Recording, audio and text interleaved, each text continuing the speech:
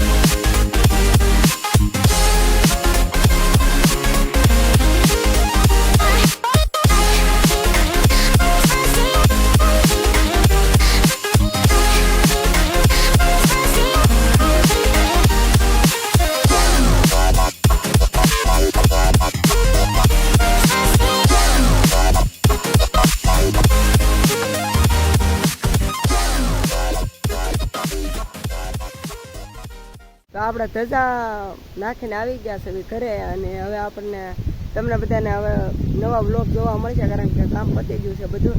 અને ચેનલ ઉપર નવા હોય તો ચેનલ સબસ્ક્રાઈબ કરી લેજો, અને વિડીયો ગમ્યો હોય તો લાઈક કરી દેજો. તો મળીએ એક નવા વિડીયો સાથે.